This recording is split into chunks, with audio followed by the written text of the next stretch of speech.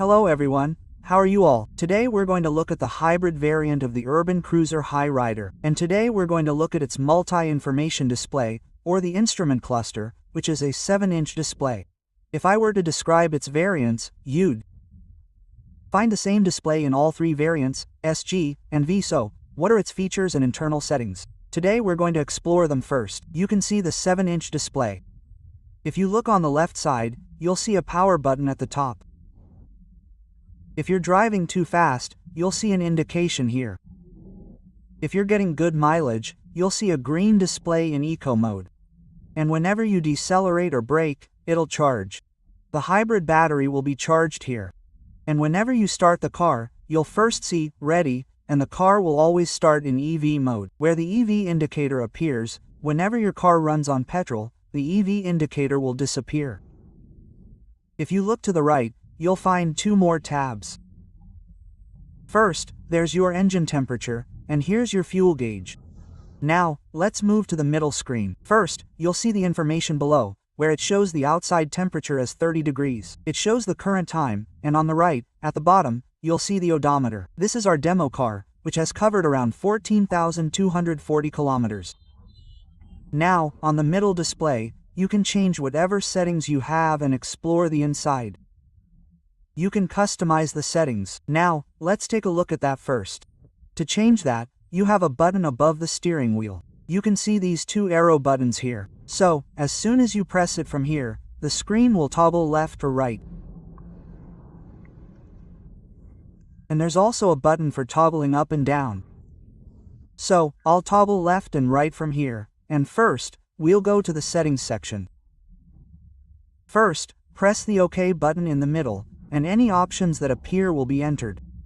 Now, I'll press OK. The first one is brightness. Then, by moving it up and down, you can increase or decrease the meter's brightness.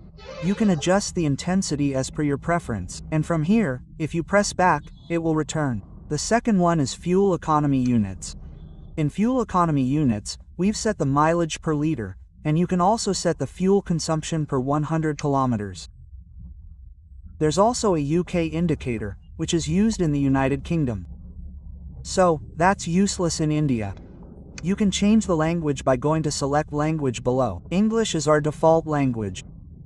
If you want to reset fuel economy, go there and I've set it to manual. My mileage will reset whenever I press and hold the OK button. You can either reset it with Trip A or select this option the next time you refuel. It will display the full mileage. Below that are the temperature units. We usually see everything in Celsius units. Fahrenheit is useless in India. Then there's park sensor mode. Park sensor mode means that I've activated normal mode. Whenever we put the car into reverse, the 4 sensors for reverse start buzzing. As soon as an object, a wall, or a vehicle approaches, and you engage trailer mode, your parking sensors will be turned off. Your camera will still work in reverse, but your reverse parking sensors will be turned off. This is because in foreign countries, you'll see people touring with trailers attached to their vehicles. If a trailer is attached and you're in normal mode and you're reversing, your sensors will start ringing repeatedly. Therefore, you can also engage trailer mode. But we don't usually do this in India, so we keep it in normal mode. Then, there's a door lock option. First, door unlock. You'll get 2 options. If you unlock with the key, you can press the button once to unlock all doors at once, or you can choose the lower setting. Pressing once will unlock the driver's door, and pressing the second time will unlock all doors simultaneously. Let's back up now. Auto unlock is an auto lock option. Auto lock offers 3 options. You can manually lock and unlock the car when you press the button. The second option is speed sync. Whenever the car reaches a speed of 20, it will automatically lock all the doors. And here's gear shift lock. I've selected the gear shift option. Whenever I move the car out of parking and into reverse or neutral, it will lock. As soon as I put it back into parking, it will unlock. There's another option for unlocking, called auto unlock. I've also selected the gear shift option. If you turn off sync, you'll have to unlock the car manually. If you set the ignition switch to second, it will unlock whenever you push the ignition button to turn off the car to get out of the car. You'll have to do it manually. I've also selected the third option.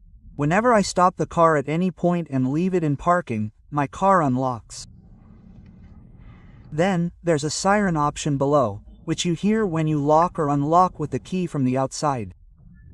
Let's go back to that. Then there's the lights option. Lane change. When you press the one-tap indicator for the lane change indicator, it blinks around 3 times. You can turn it on and off for that as well. Then, there's the ambient light. As you know, in the G and V variants, you get a white light under the dashboard for the door handles. You get a little illumination there too. You can turn it on and off, and you can also increase the intensity of the ambient light level. I've set it to a maximum of 7. It now only displays a white color, no other colors. Then, there's the Guide Me light option below. Whenever you unlock your car, your headlights will automatically turn on. As you know, the G and V variants offer an auto headlights feature. To do this, first, you need to set it to auto mode. Then, whenever you unlock your car, your headlights will turn on. Here, you can select 10, 15, 20, or 25 seconds. This is useful for when you're leaving your car at night, parking your car, or leaving the house, to give you a clear view of the road. The lights will turn on for that. There's also a to home option. I've selected 15 seconds for that as well. After locking my car and walking towards home, the headlights will automatically turn off after 15 seconds. There's also an anti-theft option. I've set it to off under shock sensor. If I turn it on, you'll find 2 settings underneath, shock sensor pre and shock sensor full. So first, you'll need to turn it on. After turning it on, you'll see different levels of sensitivity.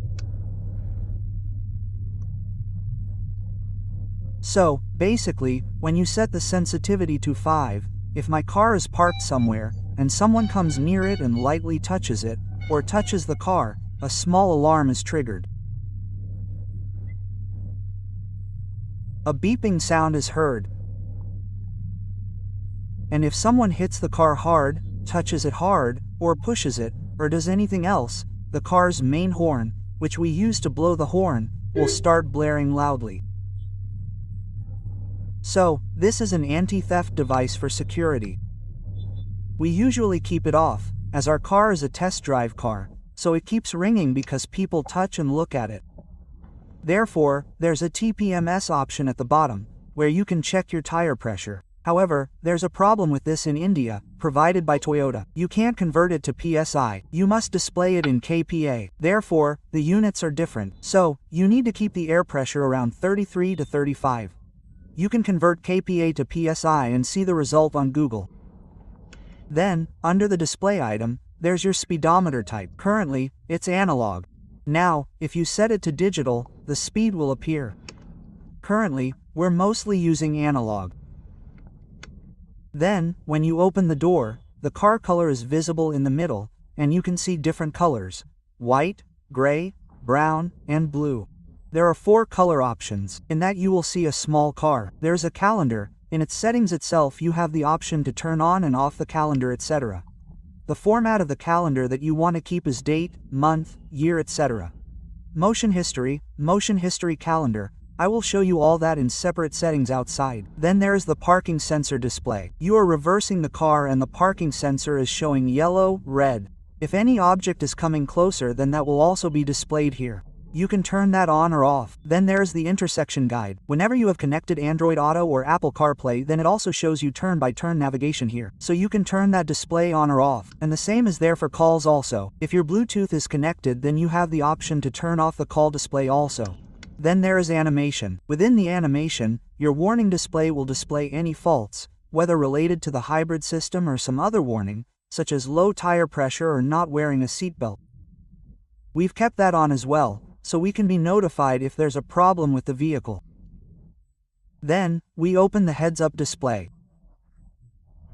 If you press and hold the HUD button, your heads-up display turns on. Here, you'll see everything from the AC temperature to turn-by-turn navigation. You can turn on any settings for the heads-up display. If you want to see the speed, you've turned it on for everything else. Gear change. clock intersection guide, turn-by-turn navigation, air conditioning, and if I change the AC temperature here, or increase the fan speed, I'll get an indication there as well. All of this, and the high temperature warning, will appear here. The rest of your defaults are back. Now, let's explore the other options by toggling left or right. The warning display that was on here isn't showing any warnings right now. If I drive or don't wear a seatbelt, I'll see a seatbelt warning. I can also see FM, Bluetooth, and the current channel. Or if I've connected a song via Bluetooth, it will start playing here. The song's name will appear, etc. Now, if I turn left, it will show me the kilometers per hour, my average speed in the first 5 minutes, and how much I've driven in the first 10 minutes. And whenever I turn on my car, my total driving time is displayed below. So I'll press OK and hold OK, and my driving time will be completely reset, my entire history. Then, if I scroll down, you'll see the calendar here. You could see it there to turn the calendar on and off. All those things will appear here. Then, there's motion. In the motion display, if my car is parked straight in the middle of the road, the dark portion won't appear. Right now, my car is slightly tilted at the rear and slightly to the right. So, this motion display shows you where the pressure is coming from.